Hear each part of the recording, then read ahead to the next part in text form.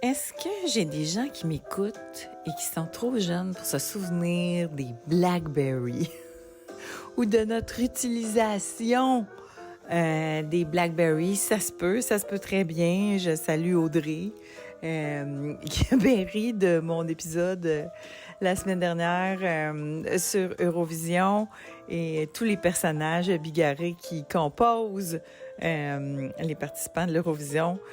Je l'avoue, je suis en désintox d'Eurovision. C'est comme les Olympiques, quand on rentre là-dedans, puis qu'on écoute ça, puis qu'on a de la dopamine, puis des endorphines dans notre cerveau à chaque fois qu'il y a un gagnant, une déception, des revirements.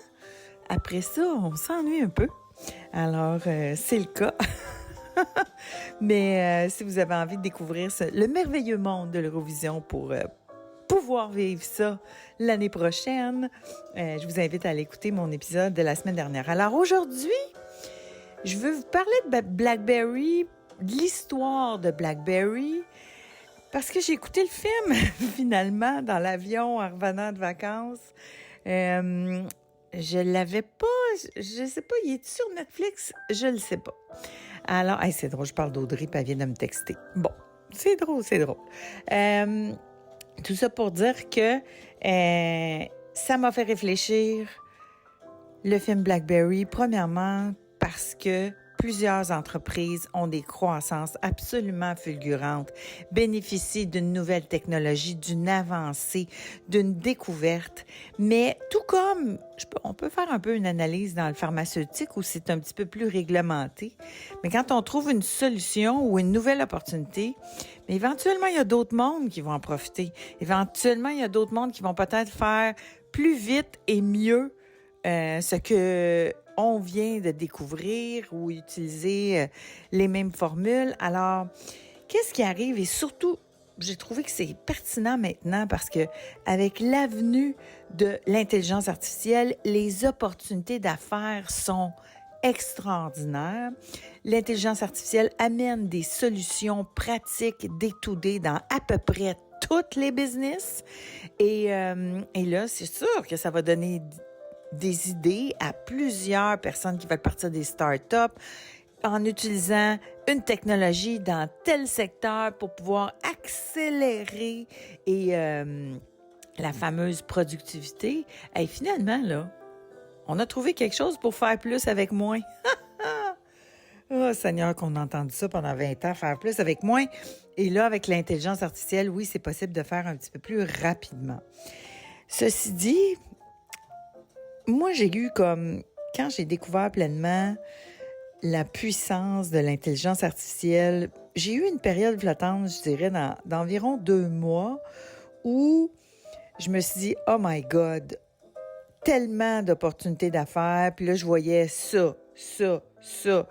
Vous savez, je suis un peu vite, là. Je suis vite, hein, mon cerveau. Fait que je voyais plusieurs opportunités d'affaires ou plusieurs solutions à proposer pour aider plusieurs entreprises. Puis après ça, je me suis dit, mais les géants vont le faire. Ce sera pas des... C'était mon feeling. Tu sais, je me disais, c'est des solutions qu'on peut proposer maintenant, mais il y a des grosses boîtes qui vont aussi les proposer. Puis là, cette semaine, vient d'arriver quelque chose qui confirme un peu mon feeling. Puis je vais vous l'expliquer aussi. Alors, aujourd'hui, on parle de l'avancée technologique, de comment on peut en profiter quand ça passe, mais aussi comment quand on découvre quelque chose, il faut pas se mettre la tête dans le sable. Parfois, c'est temporaire. On domine un marché comme BlackBerry l'a fait en étant le meilleur vendeur de téléphones partout dans le monde, avec une croissance fulgurante pendant un bon bout, mais qui s'est fait dépasser par Apple et qui a perdu presque toutes ses plumes, là, malgré une grande domination. Alors, je vous raconte cette histoire-là, puis et quelques réflexions qui s'en suivent aujourd'hui. Alors, mon nom est Jeannie Duquette, bienvenue à J'ai une idée. Je suis une stratège de haut niveau, ancienne PDG dans l'industrie musicale, conseillère en notoriété et spécialiste des récits invisibles du succès. Je vous emmène dans les coulisses de la stratégie, du pouvoir et de l'influence. J'ai une idée, c'est un podcast francophone d'opinion, sans entrevue ni détour, une voix seule, mais jamais isolée. On y explore des trajectoires publiques, des modèles d'affaires, des mouvements culturels, des figures connues et leurs angles morts. Taylor Swift, Goop, les séries Netflix, les grandes marques, les femmes en politique, tout y passe, mais toujours à travers un regard expert, stratégique et narratif. Ici, on ne commente pas l'actualité, on la décortique pour mieux comprendre les dynamiques invisibles derrière le succès. Un podcast pour ceux qui veulent penser plus loin, voir autrement, bâtir avec intention.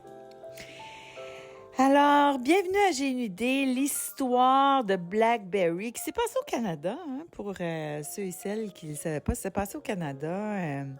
Quelques geeks informatiques découvrent qu'ils peuvent profiter d'une bande passante. Là, vous me pardonnerez quelques erreurs techniques, là.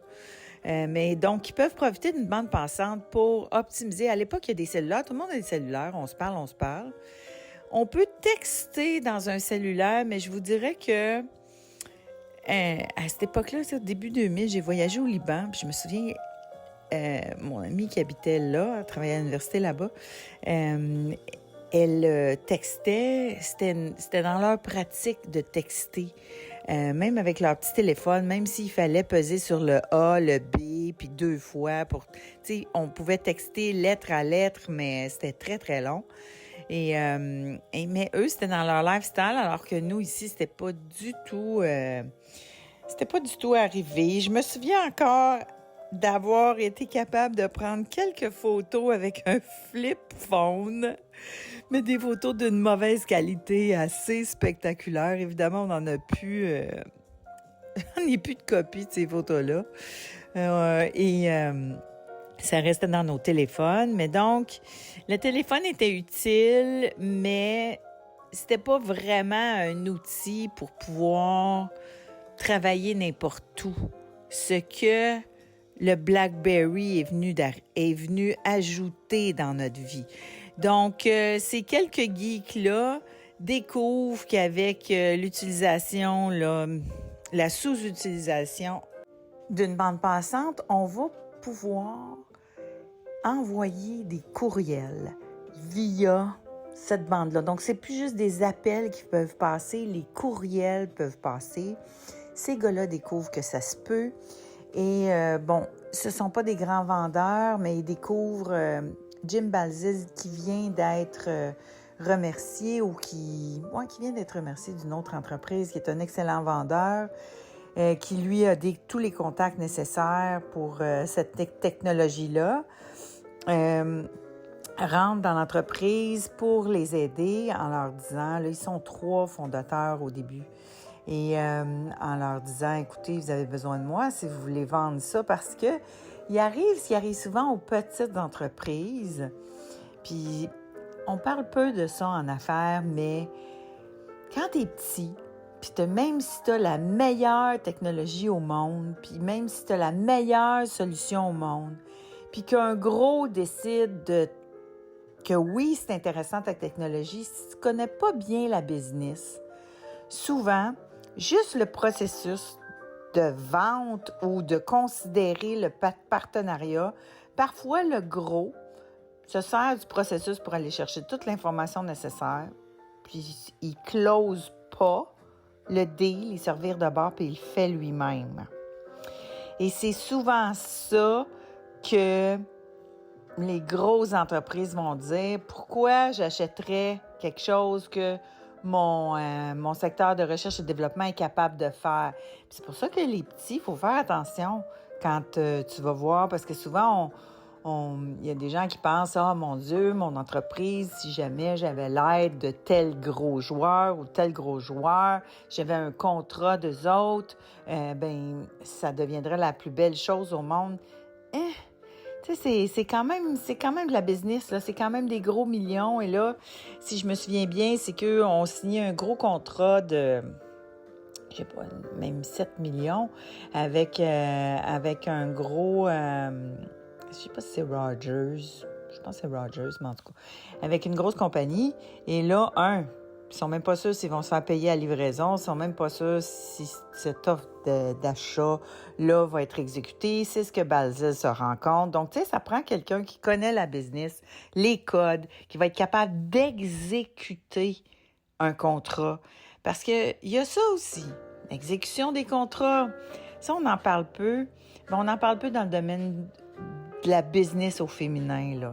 Parce qu'on est encore dans, souvent ce que je vais entendre, c'est beaucoup de questions au niveau de la croissance ou justement d'aller chercher ces premiers gros contrats-là. Mais une fois que tu es 2 pieds dedans, là, il y a un enjeu d'exécution des contrats, il y a un enjeu un gros va peut-être parfois décider de ne pas payer, quitte à se faire poursuivre, quitte à avoir à payer quelques frais d'avocat, mais ils vont faire le calcul que ça va coûter moins cher que d'exécuter le contrat.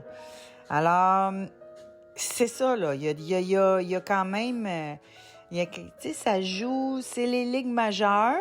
C'est comme la Ligue nationale au hockey. Puis parfois, en business, il y a des mises en échec, puis ça vient avec.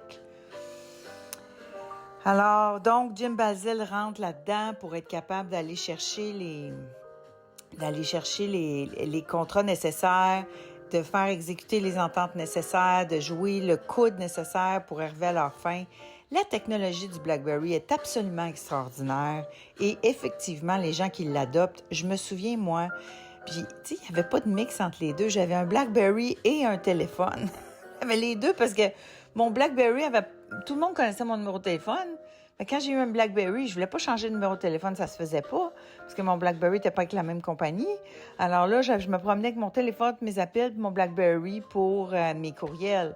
Mais c'était révolutionnaire, sauf que, Seigneur, que ça nourrit mon workaholisme. C'est-à-dire que je me rappelle, j'étais en Europe et puis là, voyager en Europe avec mon ordi, l'ordi était pesant, de un, puis là, il fallait le traîner dans le sac d'avion. C'était super pesant.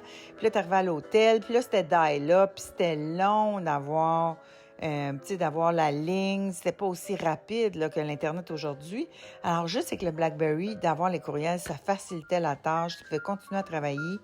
Et mon Dieu, que j'étais devenue rapide sur ce clavier-là. Là. Ça, c'est un gros deuil. Faire le deuil du clavier BlackBerry. My God, que j'étais rapide là-dessus à 2 mains. C'était extraordinaire. Alors, tout ça pour dire que c'était une très belle technologie, mais qui faisait que, je faisais ma journée en Europe. Mettons, on avait des meetings toute la journée, puis ça commençait, mettons, tu te lèves à 7 heures, tu fais toute ta journée, puis souvent, parfois, il y avait des shows le soir ou des soupers. C'est très social, là. Paris, donc, là, je faisais ma journée, mais à partir de 4 heures l'après-midi, la journée commençait à Montréal et là, les courriels commençaient à rentrer. Tout mon bureau commençait à m'envoyer des courriels.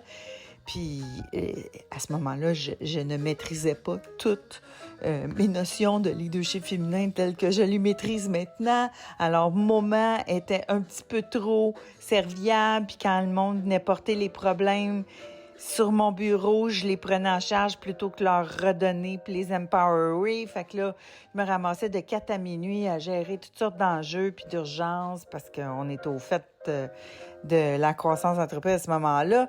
Alors, c'était des journées qui ne finissaient jamais, là, grâce au BlackBerry, parce que c'était pas du télétravail, c'était du BlackBerry travail, parce que c'était quand même possible là, de bien faire nos suivis avec cet outil-là. Bref, donc, BlackBerry suit une croissance fulgurante, tout le monde en a. Tranquillement, on l'entend parler que l'iPhone s'en vient. On entend parler de l'iPhone, mais je me souviens, pour ceux qui l'utilisent, c'était comme, voyons, il n'y a personne qui va pouvoir battre le clavier du BlackBerry. Moi, écrire sur un écran tactile, pour plusieurs, ça n'avait pas de bon sens. C'était quoi cette espèce de façon là d'utiliser un téléphone?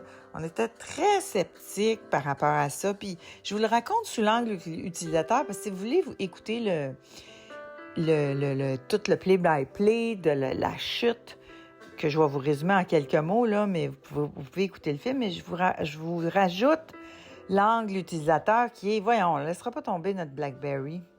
Mais je me rappellerai toujours, moi j'avais mon BlackBerry, À un moment donné, il y a eu une réunion avec mon téléphone. Là, ça a été... donc, je me promenais juste avec mon BlackBerry, mais j'avais un GPS dans mon auto. J'avais un GPS... Donc, c'était un outil différent. On mettait le GPS dans l'auto, on le pluguait dans... où on avait une espèce de... Tu sais, le lighter pour cigarette, là, on pluguait le GPS là-dedans. Puis... mais là, avec l'iPhone, c'est que les applications ont commencé à sortir. Et là, on s'est rendu compte que, ah ben oui, là, ça va être utile d'avoir un iPhone parce que là, on a le BlackBerry, on a le GPS direct dedans. Puis là, oups, on peut rajouter Facebook direct dedans. Puis là, oups, on peut prendre des photos qui ont de l'allure parce que dans BlackBerry, c'était pas ça, là. Et là, c'est devenu... C'était plus juste les emails. C'était ultra performant, BlackBerry, pour les emails. Mais avec l'iPhone, c'était... Puis aujourd'hui, là, vous écoutez ça, vous me dites, ben oui, c'est évident. Mais toutes les applications, on n'avait pas vu venir. En tout cas, moi, comme utilisatrice, je n'avais pas vu venir toutes ces applications-là, puis les utilités, les premières applications qu'on a utilisées. Bon, outre les photos, c'est le Shazam. Ensuite de ça, on pouvait mettre Facebook dans notre téléphone. La musique, parce que oui, on avait un iPod aussi. Tu sais, moi, j'avais des petits... c'est ça, j'avais des petits iPods, puis là, je mettais toute ma musique dedans. Là, oups, j'allais pouvoir mettre ma musique dans mon téléphone. Ça me délestait d'un paquet d'autres gadgets qui allaient être réunis en un seul. Alors, et là, si ça a fait ça pour moi, ça a fait ça pour tout le monde qui utilisait le BlackBerry. BlackBerry n'a pas vu venir ce virage-là, était trop occupé à surfer sur la vague de la croissance, parce que qui dit croissance fulgurante dit achat fulgurant, voit venir Apple, comprend pas trop, parce que si on juge juste le téléphone et le clavier comme compétiteurs, effectivement, l'appareil BlackBerry était beaucoup plus intéressant, mais toutes les applications, donc c'est recherche et développement qui a été laissé de côté. Est-ce que vous vous formez? Est-ce que vous vous intéressez à l'intelligence artificielle dans peu importe le métier que vous faites? Est-ce que vous vous intéressez à toutes les avancées technologiques? Je dis pas qu'il faut passer des heures là-dessus, puis justement, il y a des gens qui le font pour vous, puis on peut... Tu sais, moi, je prépare ma formation l'intelligence artificielle pour femmes leaders, donc jusqu'où vous pouvez utiliser ça pour optimiser votre vie, votre business, etc., donc, est-ce que vous vous intéressez à ça parce que ça va donner des avantages à tous ceux et celles qui prennent le temps de se former en continu, de s'intéresser en continu, puis c'est vrai pour les business. Souvent, on va dire, ben non, je suis bien trop occupée, j'ai pas le temps de me former, j'ai pas le temps de m'informer, j'ai pas le temps d'aller à des journées de formation. Moi, ça fait partie de ma personnalité. Un neurodivergent va toujours vouloir être curieux de nature, fait qu'il va toujours vouloir apprendre. Puis c'est ça, je dis à mes clients, moi, j'aime apprendre, puis j'aime apprendre vite. Fait que je dis à mes clients que je vais à l'université TikTok le soir. Au début, c'est parce que pour bien comprendre, tu sais, tous les réseaux sociaux, toute la croissance d'audience, etc. Je disais, je vais à l'université TikTok parce que j'ai trouvé des influenceurs qui parlent de sujets qui m'intéressent, mais très rapidement. C'est pour ça, pourquoi TikTok plus que YouTube? Parce que YouTube aussi, c'est une belle plateforme d'apprentissage en continu, mais c'est long. C'est pour ceux qui aiment le format long. Moi, je suis plutôt format vite. Alors, tout ça pour dire que, est-ce que ça vous intéresse? Parce que ça va vous affecter. Donc, pour ce qui est de BlackBerry, écoute, Jim Balzil, à l'époque, est tellement passionné. Bon, parce ce qui arrive là, quand tu deviens une grosse superstar là, de la business, autant qu'une superstar dans le show business, c'est que tu es invité partout. Donc, lui, il tripe sur le hockey. Il est même rendu qu'il rencontre Gary Bettman les fins de semaine. Il essaye d'acheter des équipes de hockey. Les gars sont riches, effrayants. Il y a un troisième gars dans l'histoire. Il y a le geek qui avait la technologie, mais il y avait son ami qui était lui aussi un geek technologique, mais qui, lui, avait la mentalité beaucoup plus ne pas se tuer à l'ouvrage, puis c'est important. C'est un peu la mentalité Shopify, je vais vous dire. La mentalité des entreprises technologiques, pardon. Des entreprises technologiques à San Francisco, là, où, bon, il y a des salons, il y a des jeux, il y a des aires de repos, où on est beaucoup plus atmosphère de travail, qualité de la vie au travail pour être en mesure de créer le plus brillamment possible. Parce que c'est vrai que... Puis là, je vais vous dire, ça a rapport avec la neurodivergence, ça aussi, parce que ces geeks-là qui inventent des nouvelles technologies, des nouveaux processus, qui sont des créatifs, qui vont être hyper focus. Tu as besoin de downtime. Tu peux pas... je le réalise maintenant, ce qui arrive avec un cerveau qui va être capable de fonctionner par période à 300%, parce qu'il est hyper focus, puis parce qu'il est il est divergent, puis toutes les synapses supplémentaires se mettent à fonctionner tout en même temps, puis etc., ce qu'on va appeler le HPI ou le THPI. Mais ça, ce rythme-là, c'est pas un rythme que tu peux tenir de 9 à 5. C'est un rythme que tu dois respecter, c'est des vagues. Donc, si tu as des périodes d'hyperfocus, après ça, ça prend du repos pour revenir à être capable d'offrir ce mode-là. Sinon, tu vas offrir un mode plus... Tu peux pas t'attendre à cet hyperfocus-là parce que tu vas brûler ton monde. C'est pour ça qu'on a découvert tout particulièrement les femmes HPI neurodivergentes, que ce soit suspect de l'autisme, TDAH ou toutes les sortes de ZEB possibles. Un des indices, là, c'est des burn-out. Parce que, justement, de travailler à ce rythme-là. Fait que, bref, tout ça pour dire que ça vient de la côte ouest, ça. Des salles de repos pour les gens qui travaillent là. Probablement que, instinctivement, là, ça va avec leur personnalité. Fait que, bref, le 3e fondateur de BlackBerry, lui, était pour ce style de lifestyle-là au travail, alors que ça clash avec l'homme d'affaires style Wall Street qui est Balzil. Alors, lui vend ses actions, mais au summum de la valeur de BlackBerry. Donc, lui, il est mort de rire aujourd'hui, alors que là, quand Apple est sorti, ça a été la chute totale de BlackBerry. En fait, ça n'a pas été drastique, mais au fur et à mesure que les utilisateurs, comme moi, se sont rendus compte que, ouf, j'ai plus besoin d'un GPS, oups, j'ai plus besoin de mettre toutes mes chansons dans un autre petit appareil. Oups, je peux mettre... mon carnet d'adresse est super. Je peux prendre des photos avec ça. Plus besoin de caméra.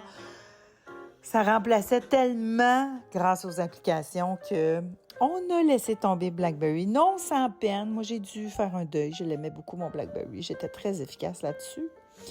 Alors, mais ce que ça a fait, c'est que là, j'ai acheté un MacBook Air parce que là, ça, c'était portable. C'était pas mal moins pesant que les produits de Bill Gates. Alors, bref, ça a changé. Donc, une entreprise qui a connu une ascension fulgurante sur une dizaine d'années, mais qui a fait un pic du nez tout aussi fulgurant. C'est un bon film. J'ai aimé ça comme film business. Ça n'a pas la qualité de... Je vous donne si vous aimez la business, là, les montées, là, puis les aléas de la business, j'ai quelques recommandations à vous faire que j'ai adoré, là. Air, le film Air, Air comme l'air, là, avec Ben Affleck, Matt Damon sur Nike, là, ça c'était écœurant, j'ai vraiment aimé ça. Ensuite de ça, We Crashed, un de mes préférés ever. Ça, c'est sur WeWork. Ça, c'est sur toute la vision WeWork, comment on a vendu la vision WeWork, qui est un concept, c'était pas si révolutionnaire que ça, mais avec un des plus grands vendeurs et sa femme, un plus grand duo de personnalités d'affaires qui sont interprétés magistralement. Donc, ça s'appelle We Crashed.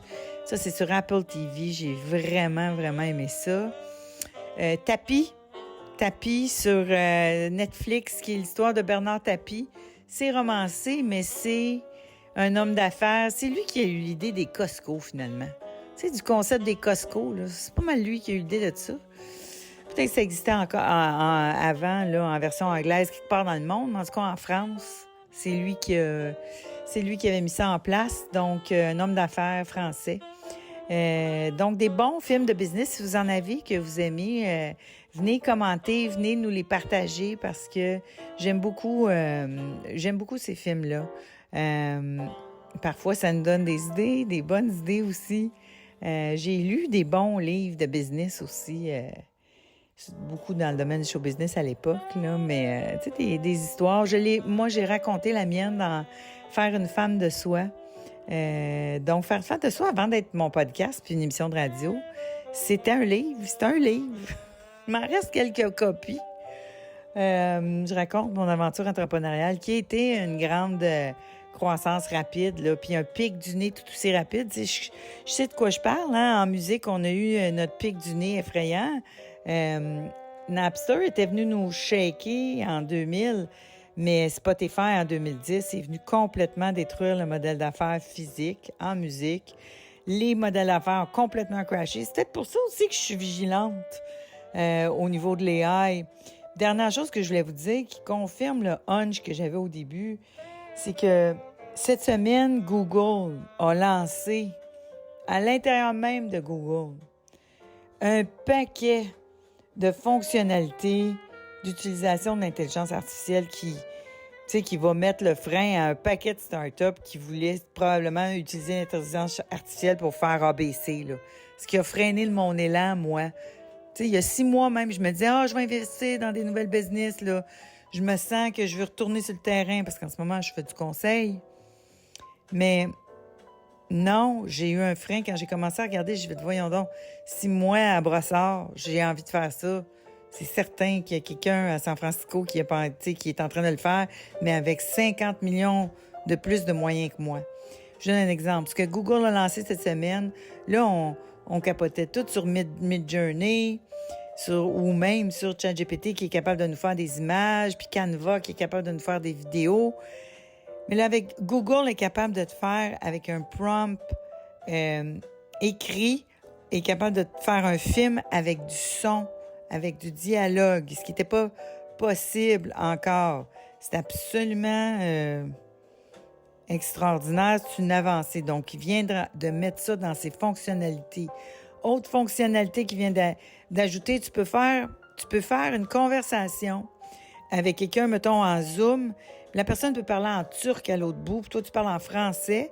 Là, tu cliques sur Google Translate et ça va traduire en temps réel. C'est vous ce que ça fait, ça, pour la business internationale? C'est absolument extraordinaire. Alors, si tu es une femme d'affaires en Inde, puis tu veux que je t'aide à optimiser ta notoriété, je suis prête.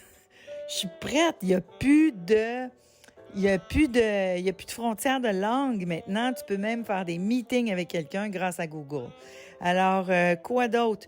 Tu peux prendre une photo dans Google de comment réparer telle affaire, je pense. Puis grâce à l'intelligence artificielle, ils vont te dire comment faire. Hey, ça, je suis pas manuelle, là.